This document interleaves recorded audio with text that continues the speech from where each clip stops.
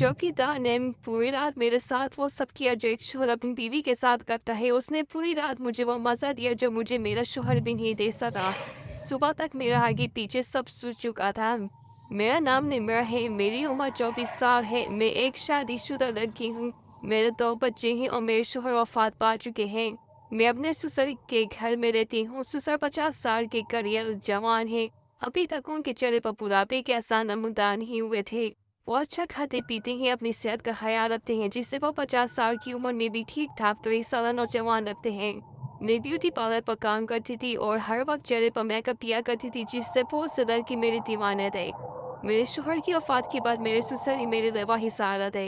मेरे ससुर मुल्तान में जॉब करते थे, मैं घर में रहती थी। बस 1 हफ़्ते बाद चक्कर लगाते थे। मैं अपने 2 बच्चों के साथ घर में अकेली रहती थी।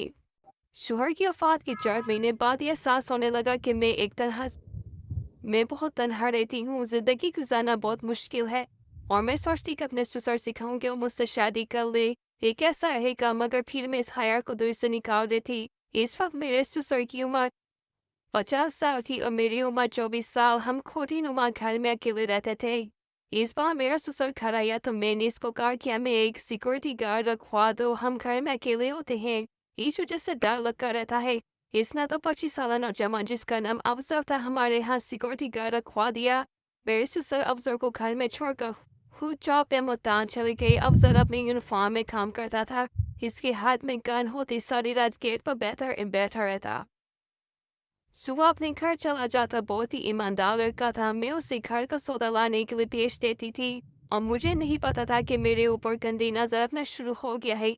कई दफा मेरे पास आता, मेरे माल्टो को अपनी गंदी नजरों से देखता और सर से पांव तक देखता। मैं इसकी नजरों का अंदाजा करने लगी थी कि ये लड़का मुझे गंदी नजरों से देखता है और मेरा आशिक बन गया है।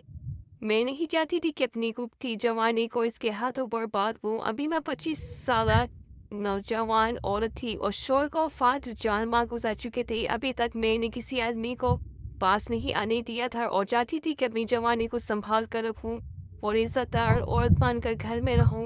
मगर मेरी ख्वाहिशात बस मुझ पर मुसलत होने लगी थी।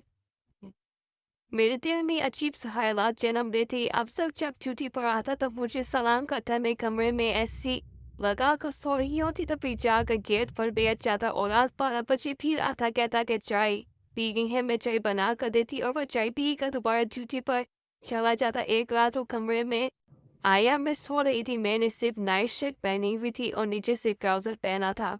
मुझे अजीब सी नजरों से देखने लगा और कहा, मैडम मैंने चाय पीनी, आप मुझे चाय बना दें। मैं चाय बनाने लगी तो वो लड़का किचन में ही आ गया और पीछे से पकड़ लिया और बोला, मैडम आप मुझे अच्छी लगती है, मैं आपसे मोहब्बत करने लगा हूँ।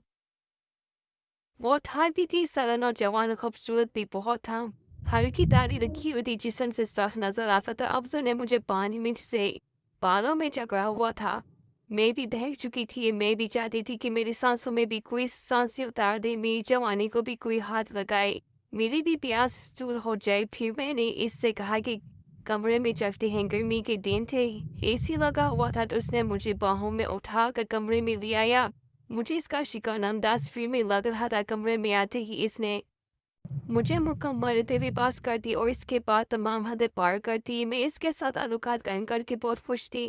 इसने मुझे बहुत सुकून दिया। ससुर घर वापस आया तो मेरे बदले हुए तेवर देकर कहने लगा, निम्रा खैरियत तो है ना? आप तो पहले से भी ज्यादा खुश नजर आती हो। वो नहीं जानते थे कि मेरी जवानी को किसी मर्द ने हाथ लगाया। ये बात बिल्कुल ठीक है, मर्द औरत को हाथ लगाता है और इतनी ही पुरकशिश और दिलकश होती जाती है।